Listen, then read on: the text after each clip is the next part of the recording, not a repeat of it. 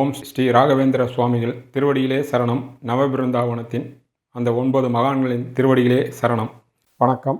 RK Dillibabu பேசுகின்றேன். உலகத் தமிழர்கள் அனைவருக்கும் நீங்கள் அளித்து வருகின்ற மகத்தான ஆதரவுக்கும் அன்புக்கும் மிக்க நன்றி. நாம் இன்று பார்க்க இருப்பது மே மாத பலன்கள். குரு பயிற்சி பார்க்காத நண்பர்கள் ஏற்கனவே மிகவும் விரிவாகவும் விளக்கமாக விட்டுள்ளோம், பார்த்து கொள்ளுங்கள். மிக விரைவிலே விரிவாகவும் விளக்கமாகவும் ராகு கேது பயிற்சி விடவுள்ளோம். பார்ப்பதற்காக சப்ஸ்கிரைப் செய்யாத நண்பர்கள் நீங்கள் சப்ஸ்கிரைப் செய்து கொள்ளுங்கள். மிகவும் விரிவாகவும் விளக்கமாகவும் ராகு கேது பயிற்சி வெளியிடவுள்ளோம் என்பதையும் தெரிவித்துக் கொள்கின்றோம். கும்பராசிக்கு மே மாத பலன்களை பார்க்கலாம். ஜென்மசனி நீங்கிவிட்டது.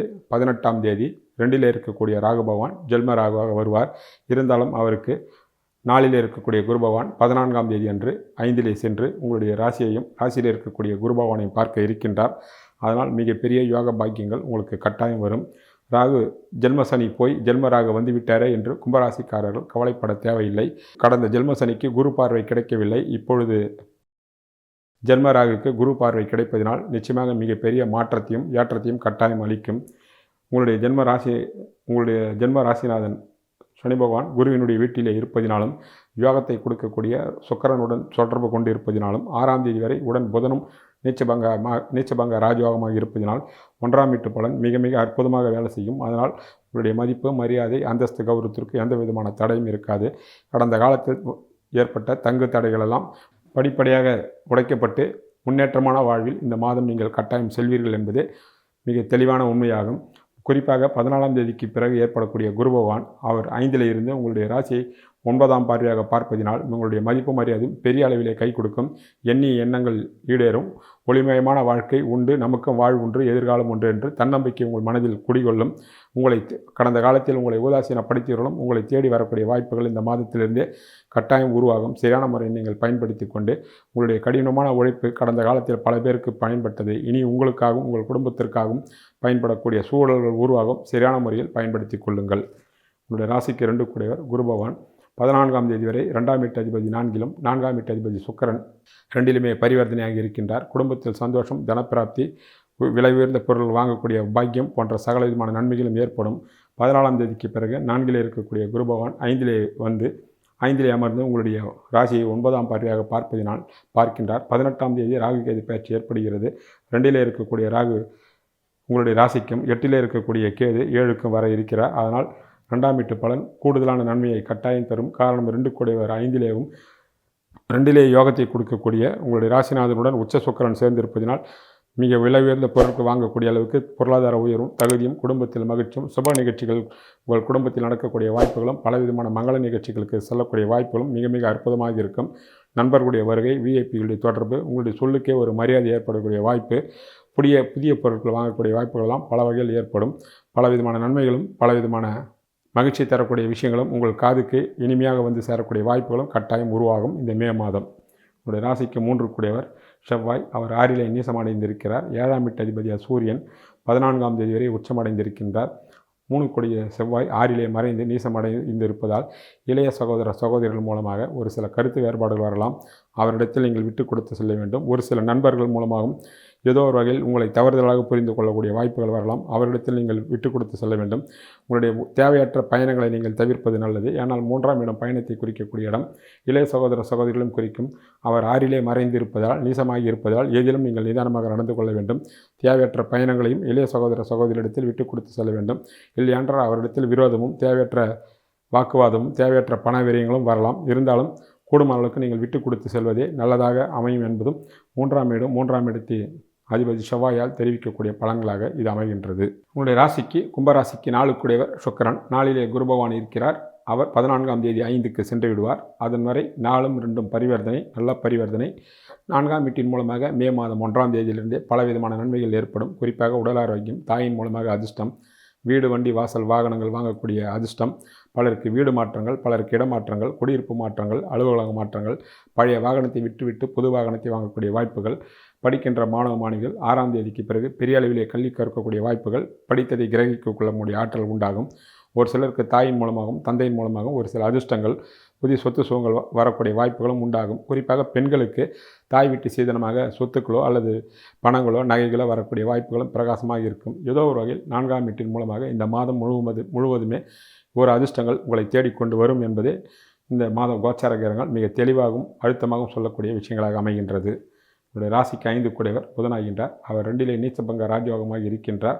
6ஆம் தேதிக்கு பிறகு 3லும் 23ஆம் தேதிக்கு பிறகும் அவர் 4 வர இருக்கிறார். 14ஆம் தேதிக்கு பிறகு அவர் 5 வந்து விடுவதனால் 5 குரு பகவான் இருந்து 5ஆம் வீட்டு அதிபதி புதனும் சாதகமாக இருப்பதினால் உங்கள் மனதில் உள்ள கனவுகளும் ஆசைகளும் திட்டங்களும் நிறைவேறும். உங்களுடைய பிள்ளைகளுடைய வாழ்விலும் வளங்களும் வசந்தங்களும் வர ஆரம்பிக்கும். பிள்ளைகள் வகையில் சுபவீரியங்கள் கட்டாயம் காத்திருக்கும். அது சின்ன குழந்தைகளாக இருந்தால் படிப்புக்காகும், வாலிப வயதில் இருந்தால் திருமணம், குழந்தை பாக்கியம், வெளிநாடு செல்வது, வெளியூர் செல்வது, தொழிலுக்காக செல்வது என்று அவரவர் வயதிற்கும் ஈடுபட்டிருக்கின்ற துறைக்கும் சொந்த ஜாதகத்தின் அடிப்படையிலும் 5ஆம் வீட்டின் மூலமாக பலவிதமான அதிர்ஷ்டங்கள் கட்டாயம் உண்டாகும். குறிப்பாக பெண்கள் கருவுறுவதற்குண்டான வாய்ப்புகள் இந்த மாதம் உண்டாகும். பலர் கர்ப்பஸ்திரிகளுக்கு நல்லதொரு குழந்தைகள் பிறக்கும். கூடுமானவருக்கு ஆண் குழந்தைகளை பிறப்பதற்கு கூடுதலாக வாய்ப்புகள் உள்ளது என்பதே 5ஆம் வீடும் 5ஆம் வீட்டில் இருக்கக்கூடிய கிரகங்களும் புதனம் தெரிவிக்கின்ற அற்புதமான பலன்களாக அமைகின்றது. உங்களுடைய ராசிக்கு 6 கூடையவர் சந்திரன். அவர் 4 கிரகம். 6லே நீச்ச செவ்வாய் இருப்பதினால் போட்டி, போராமை, வம்பு வழக்குகள் பற்றி கவலை இல்லை. அவர் நீசமடைந்து இருப்பதினாலும் சந்திரன் 4 கிரகம் என்பதால் பெரிதாக 6ஆம் வீட்டு கெடுபலன்களை உங்களுக்கு எதுவும் செய்யாது என்பதை நீங்கள் எதிர்பார்க்கலாம். உங்களுடைய ராசிக்கு 7 கூடையவர் சூரியன். அவர் 14ஆம் தேதி வரை உச்சமடைந்திருக்கிறார். அவருக்கு வீடு கொடுத்த செவ்வாய் இங்கே நீசமடைந்து இருக்கின்றார். 8லே இருக்கக்கூடிய கேது பகவான் 18ஆம் தேதிக்கு பிறகு அவர் 7லே வருவார். அதனால் களத்திரகாரன் சுக்கிரன் அங்கே வலிமையாக இருப்பதினால் இவருக்கு சூரியனுக்கு வீடு கொடுத்த செவ்வாய் நீசமாக இருந்தாலும் 7ஆம் வீடு வலிமை அடைகிறது. அதனால் கணவன் மனைக்குள் ஒற்றுமை ஓங்கும். திருமணமாக இருக்கிறவர்களுக்கு 14ஆம் தேதிக்கு பிறகு சிறிய முயற்சி செய்தாலே அற்புதமான முறையில் திருமண பாக்கியம் கூடி வரும். கணவன் மனுக்கள் ஒருவருக்கொருவர் அந்யோன்யம் அரவணைப்பு கட்டாயம் இருக்கும். 14ஆம் தேதிக்கு பிறகு 3லே இருக்கக்கூடிய சூரிய பகவான் 4லே வருவார். தான் வீட்டிற்கு 10லே வரக்கூடிய சூரிய பகவான் சூரியனுக்கு வீடு கொடுத்த சுக்கிரன் சாதகமாக உச்சமாக இருப்பதினால் 7ஆம் வீட்டின் மூலமாக சகலவிதமான சௌபாகியங்களும் நன்மைகளையும் ஏற்படும். கணவனாலேயோ அல்லது மனைவியாலோ ஒரு சில அதிர்ஷ்டங்களும் பணியில் இருப்பவர்களுக்கு பதவி உயர்வு, பண உயர்வு எல்லாம் வருவதற்கு கூடுதலாக வாய்ப்புகள் உண்டாகும். ராசிக்கு 8 கூடையவர் புதன். அவர் 2லே நீச்சபங்க ராஜயோகமாக இருக்கின்றார். 8லே கேது ராகு சம்பந்தத்துடன் யோகத்தை கொடுக்கக்கூடிய சுக்கிரனும் 8ஆம் வீட்டை பார்க்கின்றார். ஆரம்பத்திலே 4ல் இருக்கக்கூடிய குரு பகவானுடைய பார்வையும் 8ஆம் வீட்டிற்கு விழும். அதனால் 8ஆம் வீட்டின் மூலமாக வரக்கூடிய சங்கடங்களோ கெடுதிகளோ எந்த வகையிலும் உங்களை பாதிக்காது என்பதே தெளிவு. எதிர்பாராமல் ஒரு சில அதிர்ஷ்டங்கள் வரலாமே ஒழிய எந்த காரணத்தை மட்டும் கெடுதல் வருவதற்கு வாய்ப்புகள் இல்லை. இருந்தாலும் தந்தையின் மூலமாக ஒரு சில சுபவீரியங்களோ அல்லது வீண்வீரிய செலவுகளோ வரலாம். அதை தவிர வேறு எந்த கெடுதலும் வருவதற்கு வாய்ப்புகள் இல்லை.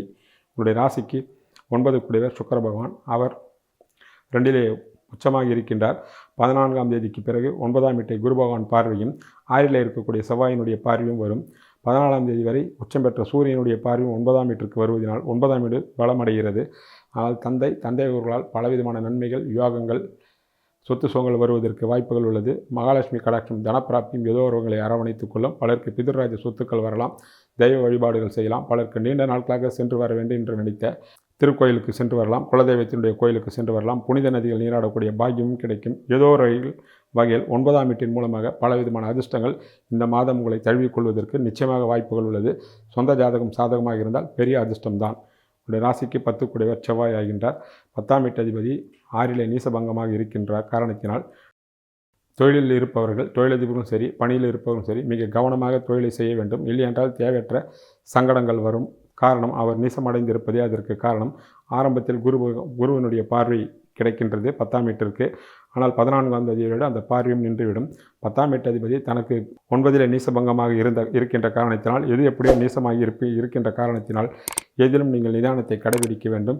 தொழிலதிபர்களுக்கு அடிக்கடி பயணங்கள் ஏற்படும். ஒரு சில செலவுகளும் ஏற்படும். காரணம், 10ஆம் வீட்டிற்கு விரைய வீட்டை 12ஆம் வீட்டை 9ஆம் வீட்டை 3 கிரகங்கள் பார்ப்பதே அதற்கு முக்கிய காரணமாகும். சூரியனும் செவ்வாயும் குருவும் பார்க்கின்ற காரணத்தினால் அடிக்கடி பயணங்கள் ஏற்படும். பணியில் இருப்பவர்களும் மிக ஜாக்கிரதையாக இந்த மாதம் உங்களுடைய கடமைகளை செய்ய வேண்டும் என்பதும் நினைவில் கொள்க.